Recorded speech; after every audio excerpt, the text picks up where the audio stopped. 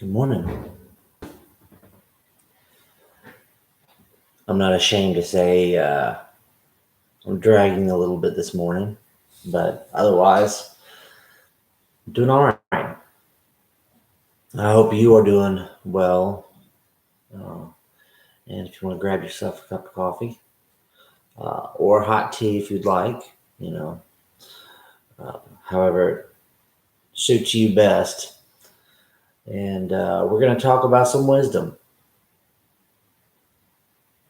Uh, some of you who have seen the first of these messages,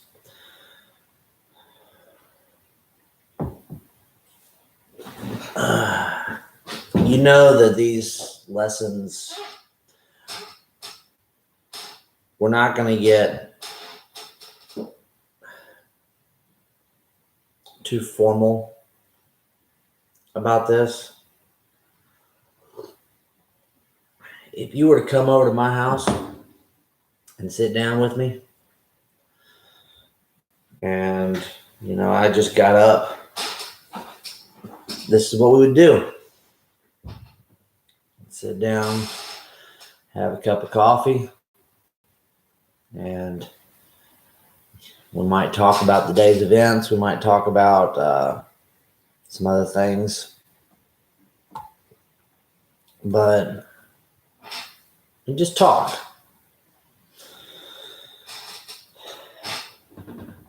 I had one person tell me that I was getting kind of theological with some of these messages, and I guess that's okay.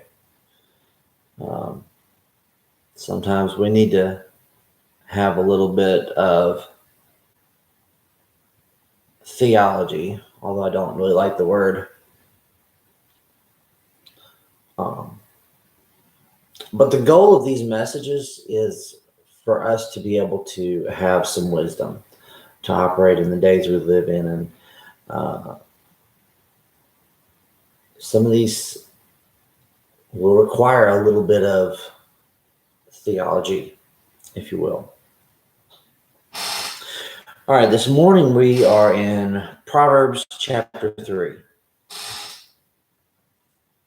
Last time we talked about verse 5 and 6 and how trusting in the Lord with all your heart is foundational. So we're going to pick up on verse 7 this morning. Proverbs chapter 3, starting in verse 7. It says, "Do not be wise in your own eyes. Fear the Lord and depart from evil. It will be health to your flesh and strength to your bones." When some of you who have watched the first of these lessons, you might recall that the story I told of how I started reading the book of Proverbs. I was somewhere between the age of, I guess, 12 and 16. I was a know-it-all. My dad and mom, they liked to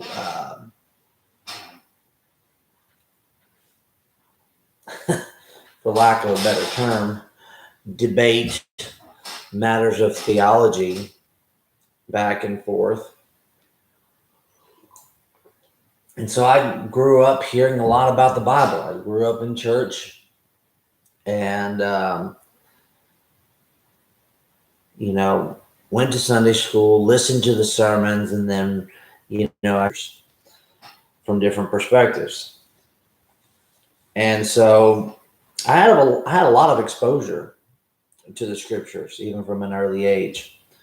And, just like most preteens and teenagers, Boy, I thought I had it.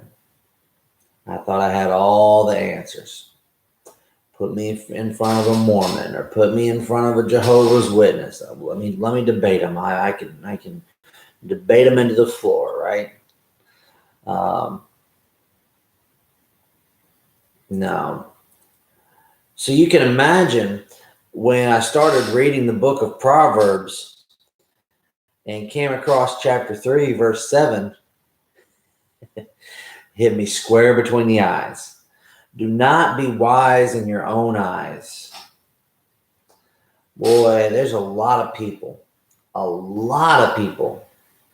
who are wise in their own eyes nowadays.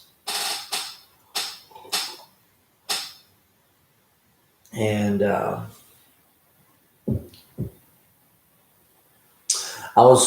there's a movie out there called The Patriot starring Mel Gibson.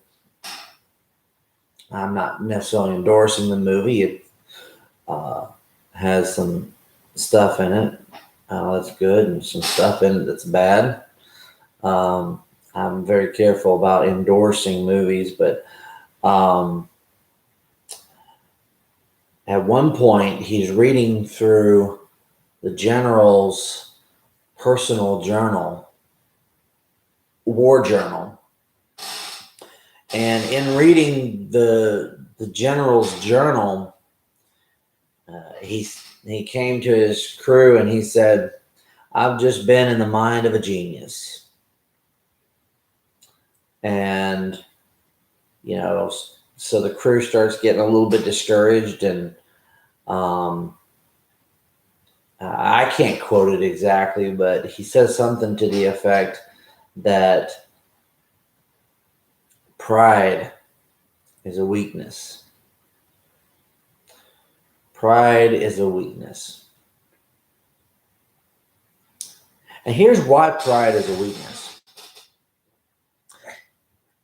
When you are wise in your own eyes, you give a lot less consideration to the ideas of other people. When you're wise in your own eyes, you are less inclined to need help, want help.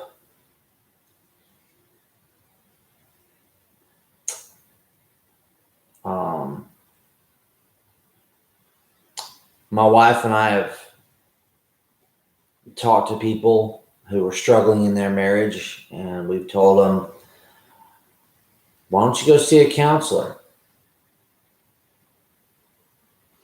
And they come back and say, well, what's a counselor going to do? Just talk to me? What's a counselor going to do? Wise in their own eyes.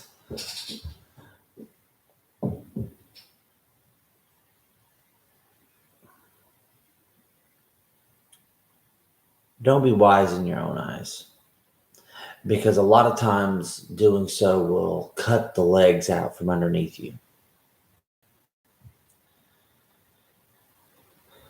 He says, fear the Lord and depart from evil. If there's one thing that we've harped on in these lessons, it's fear the Lord. And hopefully by now you know what the fear of the Lord is, and maybe you can quote it along with me. The fear of the Lord is a fear or great concern over offending God or mishandling Him. Okay, so do not be wise in your own eyes. Fear the Lord and depart from evil. Verse 8, it will be health to your flesh and strength to your bones. Now, I might not know how. You might not know how. It'll be strength, health to your flesh and strength to your bones. But I think there's kind of a hidden treasure there. Because someone who is wise in their own eyes probably would not be able to answer that.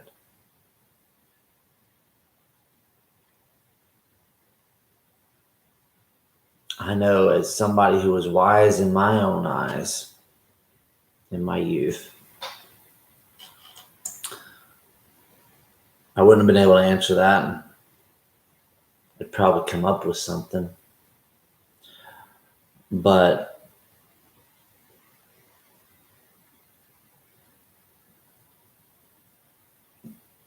you kind of have to take his word for it. It'll be health to your flesh and strength to your bones.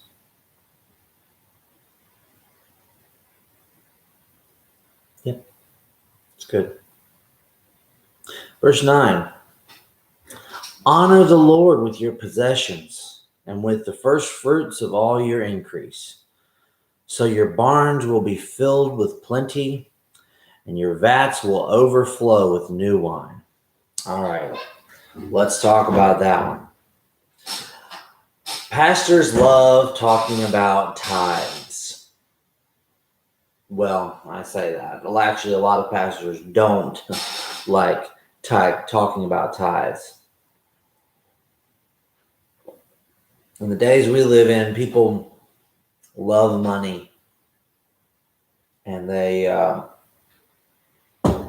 either try to hold on to it with all their might, or they try to spend it every chance they get. Of course, this isn't necessarily talking about money, and it's certainly not talking about tithes. Ooh, not talking about tithes. It says, honor the Lord with your possessions.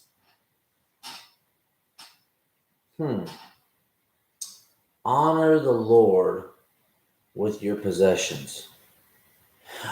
I guess in order to really do justice to that proverb, we kind of need to take inventory of our possessions. So if I've got my computer or my phone, those are possessions. If I use them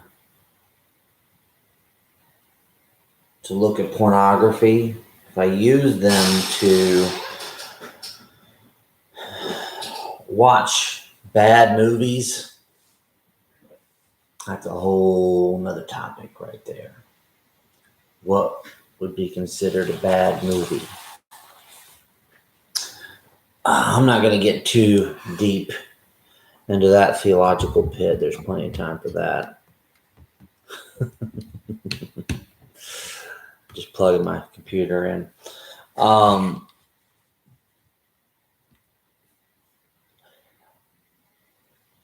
Watching bad movies, playing games, cyberbullying. I mean, there's all kinds of things that people do with their possessions. What about my car? I'm driving down the interstate. Somebody cuts me off. If I lay on the horn and try to retaliate in some way, am I honoring the Lord with my possessions? So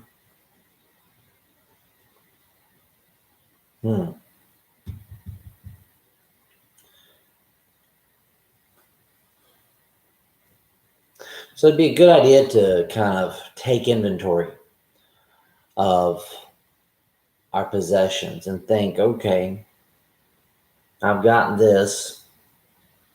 Am I really honoring the Lord with it? We encourage people whenever they move into a new place or buy a new house or build a new house or whatever, we generally encourage them to anoint the place with oil and pray over it. And that's one way of honoring the Lord with that particular possession.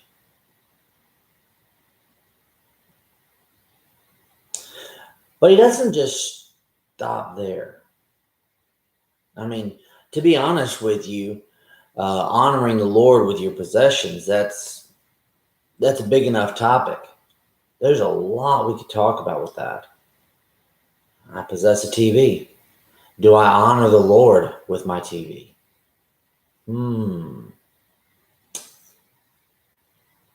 There's a big old question mark with that one. So yeah, take some time. Take inventory of your possessions and see perhaps, am I honoring the Lord with my possessions? But then the second half of verse 9, he says, and with the first fruits of all your increase. Now we're getting a little bit closer to tithing. But we're not even talking about tithing yet. We're not. I don't care how many times you hear this in a sermon, it's not talking about tithing.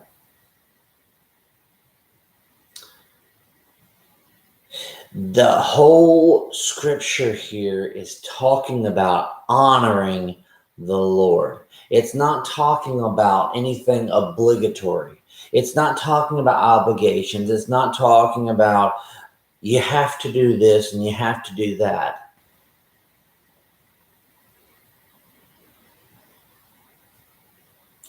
As long as we look at it as a have to, all right, let me put it this way. If my employer, which this would never happen, but if my employer told me that I have to go and bring a basket of flowers and fruits to the mayor's office and honor the mayor. All right, let's just say that was something that my employer told me, I want you to go do this. I'm going to pay you for it. You go do that. Mayor receives the gift. And he says, thank you very much. I really appreciate that. I feel honored. Thank you. But then if I tell him, well, I didn't do this voluntarily. I was paid to do this. He might feel honored by the person who paid me to do it, but he wouldn't feel honored by me. Or let's say the mayor himself told me, go order a basket of flowers and fruits and bring it to me and honor me with it. I would feel obligated to do that, right?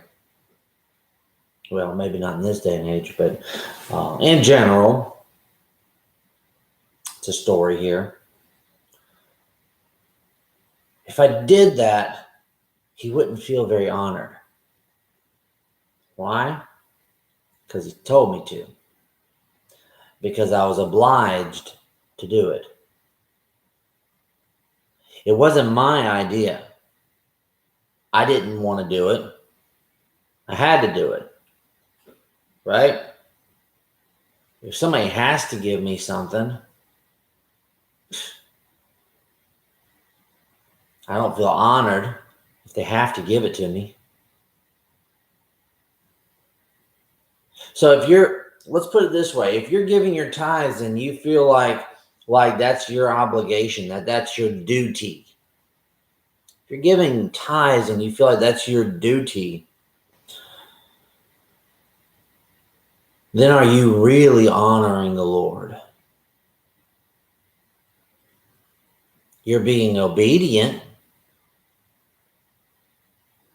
some might say. I wouldn't say that, but some might say that. You're going through the motions, but are you really honoring the Lord with your gift? And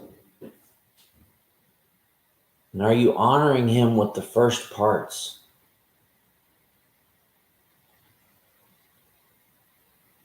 Now, if I say, hey, man, I just got paid, let me give something to God for that. That's honoring the Lord with the first fruits. To be truly grateful for what you receive.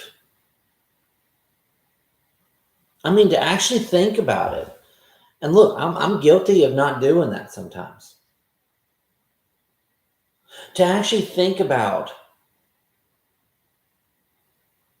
when you get paid, of course, okay, I get paid by direct deposit. So sometimes I don't even know when the check arrives. It's automatic into my bank account. But I'm still talking about a principle here. Hey, I got paid. Thank you, God, for another paycheck. Here, let me give you the first part of it.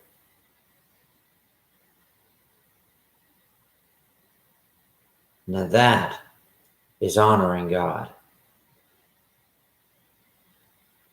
I'm sure there are people out there who do that. And I'm equally sure that they are a vast minority.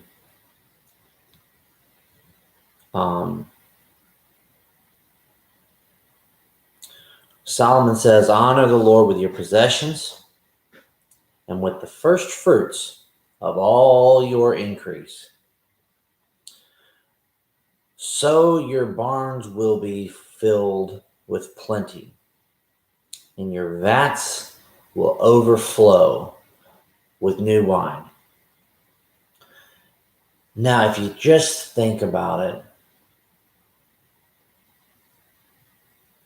with a basic, simple understanding, think about it like this: if you treat people that way, going out of your way to honor people, generally speaking, they're going to treat you nicer. They're going to do more for you. We had some neighbors move in next to us, and they've been pretty congenial, I guess would be a good way to put that. They've been pretty nice. We had they were moving in. They were getting ready to move in right after Hurricane Zeta blew through, and they had some down trees and things like that. And we were trying to be the good neighbors, and went over there and helped with the tree a little bit, and offered what we could. And the guy really appreciated that. And my wife and I, we were having to move some wood around for building our gate for the new property. And, he offered to help. And he said, hey, if you need anything, I'll be happy to help, And so we kind of built up this little friendship there. And, he's more than willing to come over and help us out if we need anything. And we're more than willing to go over there and help them out if they need anything.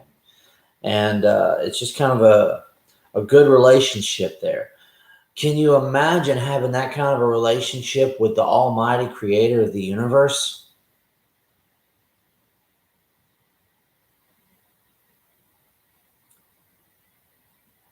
But if you're working an angle, imagine if I told my neighbor, hey, I'm going to help you out so that, maybe one day you could help me out.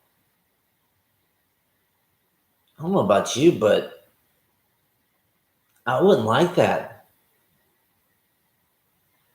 Let me help you out so that one day in the future you'll have to help me out. I'd be like, thanks, but no thanks. I wouldn't like that. So why do we imagine God would like that? All right, Lord, I'm going to give you my paycheck. You better come through.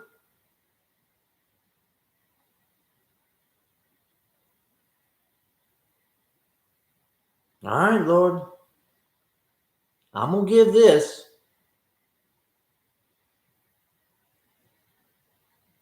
But I expect to see some return on this investment.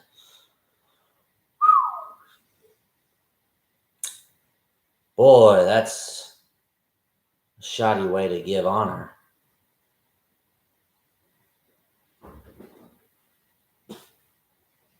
Again, we're not talking about tithing.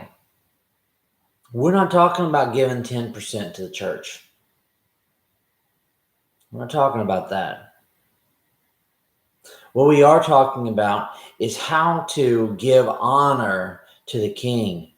What we are talking about is how to show our love to God. Honor the Lord with your possessions and with the first fruits of your increase. And we can argue about an obligatory tithe, which I don't believe in, some other time. That's not this. And he says, and so your barns will be filled with plenty, and your vats will overflow with new wine.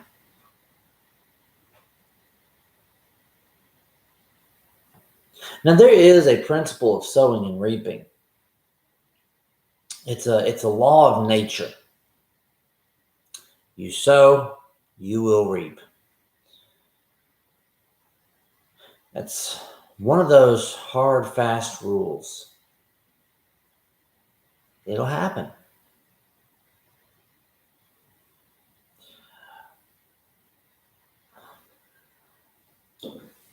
Let me put it this way.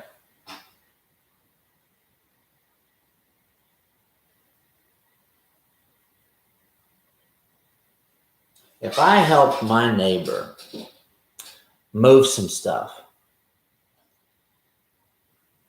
and I said, all right, now next week I'm going to need you to help me move some stuff,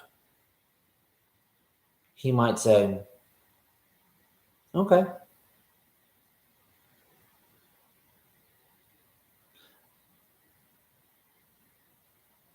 And oh, by the way, I'm also going to need this, that, and the other. The neighbor's going to give me a funny look. And he'd probably say, well, I don't know about that. Now, why would he have that kind of response? Well, I haven't been respectful. If I did that, I wouldn't be very respectful. To say, okay, I'm going to help you out. Now you need to help me out. And oh, by the way, I need some other stuff done too. That's not very nice. That's not very respectful. But isn't that what we do with God?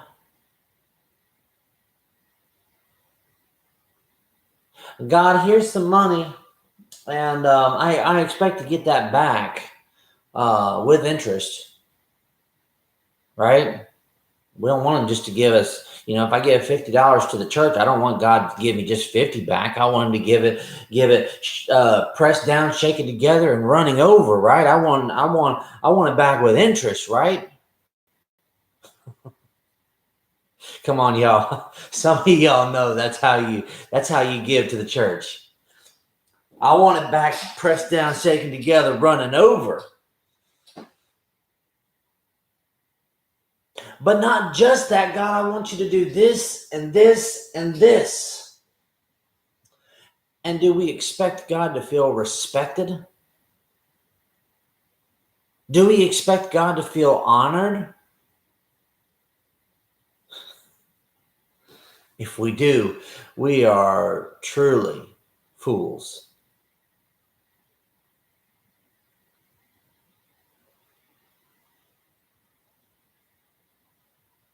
The point of the two verses here is not give and it will be given to you, pressed down, shaken together, and running over. That's a whole nother verse.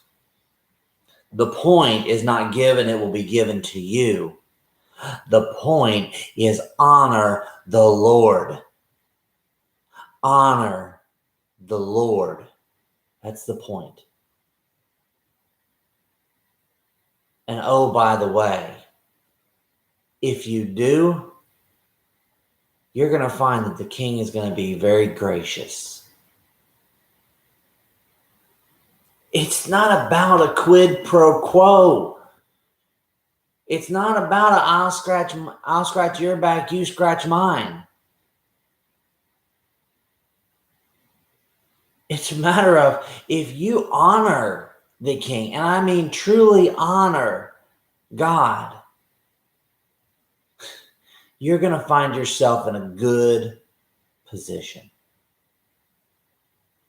In other Proverbs, Solomon talks about ways that you will get favor. Okay?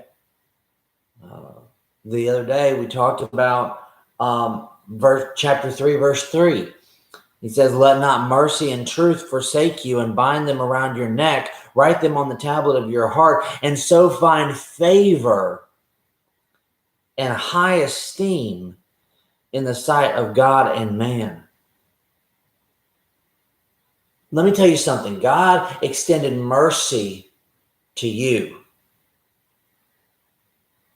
And so for you to turn around and extend mercy to somebody else, it honors God.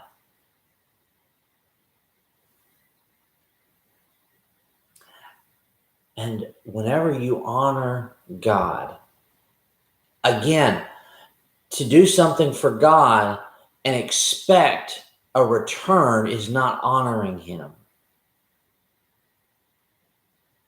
To do something for a return is not honoring him. It may happen that you get that return, but it's not honoring him. And what Solomon is saying is if you will go out of your way to honor the Lord, you're going to find his favor. You're going to find his blessings. You are going to make a friend of the king. But if it's a matter of, okay, God, I'm going to give this to you now. I expect it back with interest. And by the way, I want you to do some other stuff for me as well. You're not going to find favor. And y'all, we're not talking about salvation here. We're talking about favor.